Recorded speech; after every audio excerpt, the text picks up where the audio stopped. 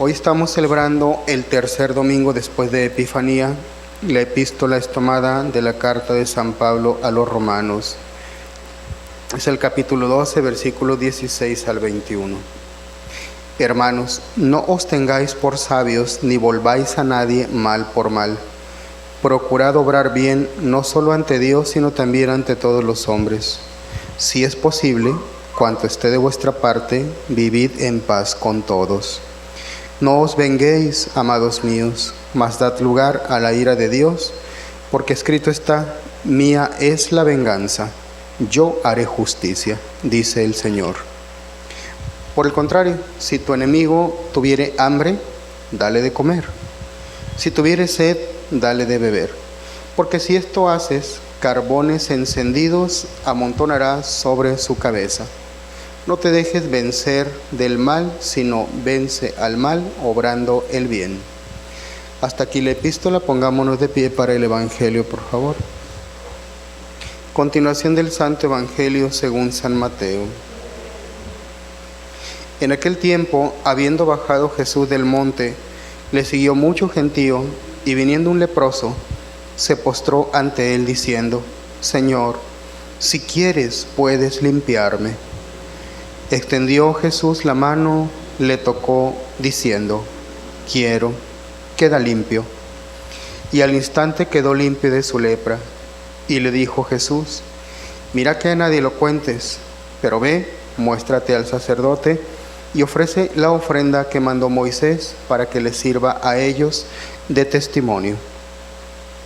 Y habiendo entrado en Cafarnaúm, se acercó a él un centurión que le rogó diciendo: Señor, tengo un criado postrado en casa, paralítico, y sufre mucho. A lo que respondió Jesús: yo iré y le curaré. Mas el centurión replicó: Señor, yo no soy digno de que entres bajo mi techo, mas di una sola palabra y curará mi siervo. Pues yo soy un hombre que, aunque estoy bajo la autoridad de otro, también tengo soldados a mi cargo. Y si digo a uno: vete, él va. Digo al otro: ven, él viene. Y si digo a mi siervo: haz esto, él lo hace. Al oírle Jesús quedó admirado y dijo a los que le seguían: en verdad os digo, no he hallado tanta fe en Israel. Pues también os digo, vendrán muchos de oriente y de occidente y se pondrán a la mesa con Abraham, Isaac y Jacob en el reino de los cielos. Pero los hijos del reino serán arrojados a las tinieblas del exterior, donde habrá llanto y rechinar de dientes. Y dijo al centurión: vete y te suceda como has creído. Y sanó el siervo en aquella hora. En el nombre del Padre, y del Hijo, y del Espíritu Santo. Amén. Sean tan amables de sentarse, por favor.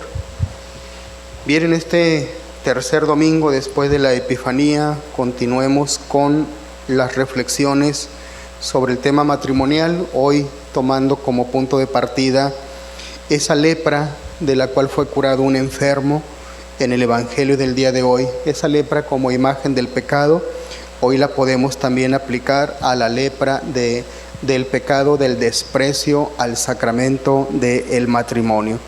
Y así como Cristo limpió a aquel hombre y lo curó de su fealdad y de su lepra, hoy también nuestro Señor puede curar a esta sociedad leprosa que desprecia el matrimonio, que tiene esa lepra de la unión libre, esa lepra de la lujuria, esa lepra de las relaciones prematrimoniales. Toda esa lepra se puede limpiar y con la gracia de Dios es lo que pedimos, con la intercesión de la Santísima Virgen María, que nuestro Señor nos haga a nosotros también, a esta sociedad actual, de limpiarnos de esa terrible lepra. Y será a través de la reflexión sobre el santo matrimonio. ¿Qué ventajas trae el matrimonio? Mucha gente se casa, contrae matrimonio, pero a veces no perciben todos los beneficios que trae este sacramento. A veces no lo notan, a veces no lo entienden, simplemente lo hacen por costumbre, simplemente lo hacen como una cosa social. Sin embargo, hoy vamos a ver cómo el matrimonio puede convertir en santos a las personas que reciben este sacramento. Y es muy importante esto que acabamos de decir, porque no es solamente que el matrimonio ayuda a que se salven, sino ayuda a que se santifiquen incluso. En cierta ocasión, nuestro Señor Jesucristo dijo: sed perfectos como vuestro Padre Celestial es perfecto. Así que esa es la voluntad de Dios, que todos nosotros seamos perfectos, que alcancemos la perfección, o sea, la santificación de nuestras almas. Pero aquí cabe hacernos una pregunta. Si la santificación es algo tan difícil, ¿Dios habrá dejado al hombre solo en una tarea tan difícil como esta? Dios mandó y pidió algo como la santificación y después nos dijo: arréglensela y háganle como ustedes puedan. La respuesta es obvia: Dios no hizo eso. Si Dios dio ese mandato, junto con ese mandato también nuestro Señor puso los medios para que lo lográramos. Y el día de hoy vamos a hablar sobre el medio más común, el más generalizado, a través del cual los seres humanos se van a salvar, y no solamente a salvar, sino también a santificar, es el matrimonio. Dios sabe, porque somos obra de sus manos, que hay un instinto muy fuerte de atracción entre el hombre y la mujer. Dios lo sabe. Por eso desde el principio estableció el matrimonio como el medio eficaz para que ese instinto no se desboque, para que ese instinto no nos lleve y nos arrastre a desórdenes graves, sino que ese instinto encuentre un ambiente, un cauce honesto, sano e incluso de progreso y bendición espiritual. El matrimonio puede santificar a los casados. Sin embargo, para alcanzar este efecto santificador del matrimonio, hay que seguir algunos consejos. Veamos qué consejos hay que seguir para que el matrimonio del cual usted participa el día de hoy logre ese efecto de santificar su alma. Son muchas cosas, pero veamos algunos aspectos. Y también servirá para los que todavía no son casados, pero se han de casar en un futuro, para que purifiquen mejor su intención al casarse y lo hagan por las razones correctas y no solamente por cumplir con un compromiso social. A los que por desgracia su matrimonio no vaya bien, quizás hasta se haya desintegrado, también les servirá para que analicemos qué hicimos mal, en qué fallamos, y quizás todavía algo se pueda hacer para recuperar ese matrimonio, o dejarlo a las manos de Dios si es que ya no podemos humanamente hacer nada, pero Dios obrará para que muchos matrimonios se restablezcan y se sigan estos consejos que logre la santificación de los casados. ¿Cuáles son esos consejos? Vamos a tomarlo desde el libro del Génesis. Apenas Dios había creado al primer hombre y a la primera mujer, ese hombre y esa mujer se vieron, Adán y Eva se vieron por primera vez, y entre ellos surgió un amor natural, un instinto natural de atracción. Algunos le llamarán amor a primera vista. Dios nuestro Señor, con Adán y Eva, que sintieron aquella atracción, aquel sentimiento, desde el principio Dios quiso marcar qué es lo que Dios esperaba de esa unión entre un hombre y una mujer, y va a empezar a dar una serie de normas. De ahí se van a derivar los fines del matrimonio. El primero, la procreación de los hijos. Pero queremos llegar al punto en que Dios da algunos consejos. Después de decir cuáles son los fines del matrimonio, dice lo siguiente en el libro del Génesis. Apenas es el segundo capítulo del Génesis. Abrimos la Biblia, la empezamos a leer, y el segundo capítulo de inmediato se refiere ya a normas para seguir en el matrimonio, consejos para que el matrimonio te santifique. Y mire que faltaba mucho para que viniera Cristo, faltaba mucho para que esa unión entre hombre y mujer se convirtiera en sacramento, pero ya desde ahí nuestro Señor empieza a dar los consejos para que esa unión entre hombre y mujer obre la santificación de las almas.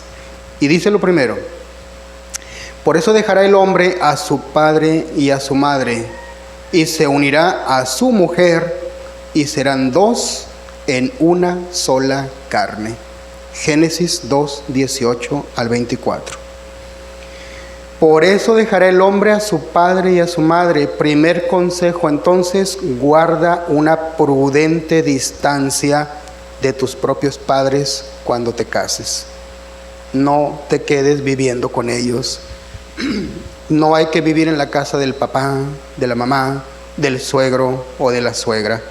Tiene que buscar el casado su propio espacio, su propia casa, su propio hogar, que además de que le va a permitir en lo material, en lo humano, formar ese patrimonio para la familia que en un momento dado también se llegue a formar, le dará privacidad, le dará autonomía a ese matrimonio.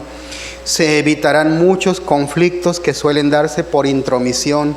Ojalá y no tuviéramos en la vida práctica y en la vida diaria tantos ejemplos de conflictos entre familia, porque intervino la suegra, intervino el suegro, se llevaron mal con el cuñado, se llevaron mal con la cuñada. ¿Y todo por qué? Porque no siguieron este primer consejo que da nuestro Señor para santificarse en el matrimonio. Por eso dejará el hombre a su padre y a su madre. Hay que dejarlos. Es una prudente distancia. No significa dejar de hablarle, no significa romper toda relación. Una prudente distancia. Y enseguida dice, esta misma cita bíblica nos enseña, le enseña a los casados, le dice, se unirá a su mujer y serán una sola carne. Aquí está hablando de la fidelidad. Se unirá a su mujer, no dice se unirá a varias mujeres, no dice se unirá a una mujer hoy y mañana podrá cambiar de opinión. Dice se unirá a su mujer, habla de una única mujer. Y entonces aquí el hombre que quiera santificarse en el matrimonio no debe poner sus ojos en ninguna otra mujer que no sea su legítima esposa. Y lo mismo ha de decirse de las esposas que por desgracia hoy en día son influidas por el ambiente pecaminoso, en muchos de los casos inclinadas a la coquetería, a la deslealtad, a la infidelidad, muchas veces por la vanidad de las modas. Así que cuando lo que se dice del hombre, también se debe decir de la mujer, que no tenga ojos para nadie más que no sea su esposo, nada más para él, y es una unión de una sola mujer con un solo hombre, y esto hasta que la muerte los separe. A través de ahí ya se implica mucho esfuerzo, porque no es fácil convivir durante toda una vida con una persona, ya que esa persona tiene defectos, tiene cosas que no nos van a gustar, tiene debilidades, hay momentos en los que podremos llevarnos muy bien, momentos en los que no nos vamos a llevar muy bien, pero ahí es donde tienen que entrar las virtudes, la paciencia, la caridad, el amor y muchas otras virtudes que nuestro Señor nos vino a enseñar. Y agrega en la última parte de esta cita bíblica, serán una sola carne, lo cual significa que en el matrimonio Dios dejó una ayuda, un auxilio poderosísimo para que ese instinto natural de atracción entre hombre y mujer, que algunos llaman esa concupiscencia cuando ese atractivo es desordenado, pues simple y sencillamente a través del matrimonio esa unión natural santifica a las personas, porque esa unión normal entre hombre y mujer ya está bajo la mirada de Dios, con la bendición de Dios nuestro Señor, y Dios lo planeó así para ponerle un freno a las pasiones y que de esa manera no se desboque el instinto y se cometan errores y muchos males que hoy por desgracia vemos tan frecuentemente. Por otro lado, la unión natural entre el hombre y la mujer fue elevada a la dignidad de sacramento. ¿Adán y Eva estuvieron casados? Sí, claro que sí, pero no era sacramento, era un contrato meramente natural entre ellos. Es decir, todavía no tenía la eficacia por sí mismo, esa unión entre hombre y mujer, para generar la gracia, porque todavía Jesucristo no había elevado esa unión natural a una dignidad más alta, que es la dignidad del sacramento. ¿Cuándo lo hizo nuestro Señor? Lo hizo en las bodas de Caná. Ustedes se acuerdan que en aquel momento nuestro Señor convirtió el agua en vino, Y eso lo hizo en unas bodas, lo hizo en un matrimonio, con ocasión de un matrimonio.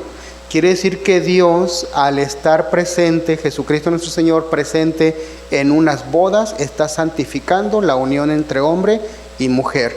Y al hacer allí ese milagro, que además fue el primero que realizó nuestro Señor, está indicando que el matrimonio estará lleno de bendiciones de parte de Dios nuestro Señor. Por lo tanto, lo convierte en algo sagrado, y si lo convierte en algo sagrado, vino a ser, como nos lo enseña la Santa Tradición, uno de los sacramentos instituidos por Cristo nuestro Señor. Además, para que no quedara ninguna duda, nuestro Señor quiso restituir el matrimonio a su pureza y diseño original, porque se había corrompido. ¿Cuál es el diseño original? Adán y Eva, un hombre, una mujer. Ese es el diseño original. Pero con el tiempo, Moisés permitió y aceptó que no fuera nada más un hombre y una mujer. Permitió la poligamia, permitió que un solo hombre pudiera tener varias mujeres, pero esto lo hizo por la presión, por la exigencia que los judíos ejercieron en contra de Moisés, queriendo imponer esta costumbre que no es, por supuesto, sana. La quisieron instituir como algo permitido. Y entonces viene nuestro Señor y pone en su lugar las cosas clarísimamente. Nuestro Señor Jesucristo restituyó el matrimonio y les dice: Moisés les permitió a ustedes, judíos, rechazar a sus esposas. Moisés se los permitió, pero eso lo hizo por la dureza de corazón que ustedes tienen. Pero al principio no fue así.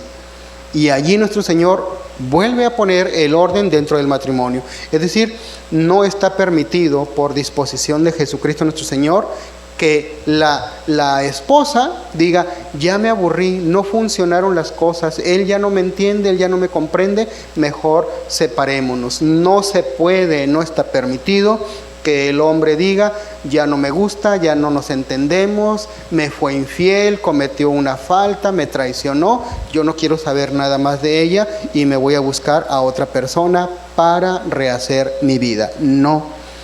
Casados como Dios manda y conforme a la santa ley del matrimonio, es lo que nuestro Señor pidió. Y allí es donde se van santificando el hombre y la mujer. Cuando hay ese tipo de conflictos, cuando hay ese tipo de problemas, primero es convenientísimo y necesario trabajar para que no se presenten esos males. Pero si te descuidas y suceden, o cuidándote aún así pasan cosas malas, tienes que poner en práctica las virtudes del perdón, de la reconciliación, de la paciencia y tantas otras cosas, y ahí es donde se va santificando el alma. Por eso Dios nuestro Señor dejó ese sacramento para que se santifiquen los que se casan. Si llegan a pasar este tipo de situaciones, el perdón nos hace crecer espiritualmente y se van santificando. Pero obviamente hay que evitar que eso suceda, siguiendo los consejos que dijimos antes. Un solo hombre, una sola mujer, sepárense de la casa de sus padres y por supuesto estén unidos con Dios nuestro Señor. Ya no son los dos, sino una sola carne, pero esa única carne, ese único matrimonio, tiene que estar unido a Dios nuestro Señor. El matrimonio, a diferencia de lo que mucho se dice y se repite hoy en día, en que se burlan del matrimonio, hay mucha burla en contra del matrimonio, hay muchos comentarios negativos. El que se casa es como si se suicida, llegan a burlarse algunos. Ya se va a poner la soga al cuello cuando alguien dice que se está preparando para casarse. Y como esas, muchas otras burlas en contra del matrimonio, cuando en realidad lo que hace el matrimonio, y ya lo explicamos, es santificar a las personas, ayudarles a que se santifiquen. Pero no solamente eso, el matrimonio salva al género humano, a la sociedad, nos preserva, nos conserva de muchas degradaciones espirituales. ¿Lo dudamos? Repasemos brevemente esto.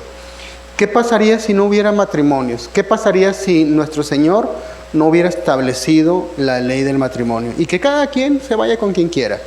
Y si se enfada, se aburre y quiere cambiar de pareja, cambie, no le hace, no pasa nada. ¿Qué pasaría en la práctica? ¿qué pasaría? Veamos las consecuencias.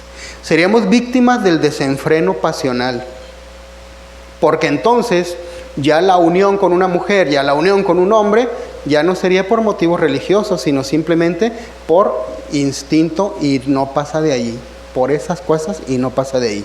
Entonces, el día que los sentimientos cambian, el día que algo no funciona, pues me busco a otra. El día que mi esposa ya está fea o ya no me resulta atractiva, me busco a otra y no pasaría nada, porque como no hay una ley del matrimonio, no hay una consecuencia espiritual, cada quien puede hacer lo que quiera. En consecuencia, pues, no habría esa gracia sacramental, no habría un freno a la lujuria ni a la concupiscencia. Habría más lujuria, y si hoy nos quejamos de abusos sexuales en la sociedad, si no hubiera el santo matrimonio santificado como sacramento por Cristo, habría muchos más abusos de los que hay actualmente. También habría más enfermedades por los desórdenes, obviamente morales, que se desarrollarían, y además de eso habría un terrible desorden social. Eso es lo primero, y es básico y es evidente. Pero también sucedería otra cosa. Sin matrimonio, al no haber unión familiar, porque cada quien puede agarrar por su rumbo cuando quiera, porque no hay ley del matrimonio, entonces esto fomentaría la infidelidad, como es comprensible. Si no tengo un compromiso ante Dios, si no tengo un compromiso de ese pacto entre ese hombre y esa mujer, comprometidos también con Dios, entonces fácilmente puedo caer en una infidelidad y no hay problema. Entonces es como fomentar la infidelidad. Y también pasaría que de esa infidelidad se puede, como desgraciadamente pasa mucho hoy en día, desintegrar la familia. Y cuando la familia se desintegra, los hijos crecen con deficiencias formativas, con daños y traumas psicológicos, y además aumenta la criminalidad infantil. Trabajadores sociales no me dejarán mentir si les preguntáramos o les pidiéramos confirmar la siguiente información. La mayoría de los crímenes en la juventud o entre los niños que ya son criminales a pesar de ser niños, analicemos si tienen papá y mamá, analicemos si viven en una familia integrada, y el 90% vienen de familia que se desintegró, por las razones que sean. No nos entendimos, no se entendieron los papás, hubo una infidelidad, me golpeaba, lo que sea. El caso es que se desintegró esa familia y viene una delincuencia juvenil en mayor aumento. Entonces eso pasa. Y además de eso, aunque no se llegue a una delincuencia juvenil, sí sucede que los hijos están totalmente descuidados en el tema de la educación. Porque ¿cómo va a poder educar bien en buenas costumbres una mamá a su hijo cuando la pobre mamá tuvo que salir a trabajar para mantener a su hijo? ¿Por qué? Porque se separó, porque no tiene esposo, y en consecuencia ella tiene que sacar adelante las necesidades materiales. ¿Que hay quien ha podido con esto? Por supuesto, pero siempre queda allí un daño en los hijos cuando hubo esa desintegración. Se puede subsanar, se puede corregir, claro, con la gracia de Dios todo se puede, pero en la mayoría de los casos no sucede así, por desgracia. Por todo esto, pues, fieles católicos, resulta cierto que el matrimonio, cuando es llevado cristianamente, es para la mayoría de las personas, hombres y mujeres, el medio más seguro y el ordinario para llegar al cielo. Y no solo lleva a los casados a la salvación, sino también los lleva a su santificación. Así que hay que estimar, hay que expresarnos en los mejores términos de este sacramento que tantos beneficios le da a la persona y también a la sociedad. Y para cumplir con este mandato de Cristo, cuando nos dijo, sed perfectos como vuestro Padre Celestial es perfecto, para que el matrimonio te santifique, porque esta es una realidad, el matrimonio te puede convertir en un santo, es una realidad, esto no hay duda, porque por todo lo que aquí hemos explicado. Pero para que eso suceda, para que así se pueda lograr esa perfección a la que Cristo nuestro Señor nos llama a todos, pues hay que llevar, repito, un matrimonio cristiano. Cristo sabe nuestra gran debilidad, Sabe que nosotros somos débiles como seres humanos por esos instintos naturales que nos caracterizan, pues quien no tenga la vocación para sacrificar esos instintos al servicio de Dios, no obstante tienen en el matrimonio una ayuda eficaz, poderosa y sabiamente adecuada a la condición humana para que a través del matrimonio no solamente se salven, sino que incluso se santifiquen. Por todas estas ventajas, pues, fieles católicos, Cristo nuestro Señor dijo algo de lo cual todo casado, sea cual sea su situación actual, todo casado y quienes se vayan a casar en el futuro deben pensar frecuentemente y deben estar dispuestos a cualquier sacrificio que sea necesario para que se cumpla el deseo de nuestro Señor cuando dijo: lo que Dios ha unido, no lo separe el hombre. En el nombre del Padre, y del Hijo, y del Espíritu Santo. Amén.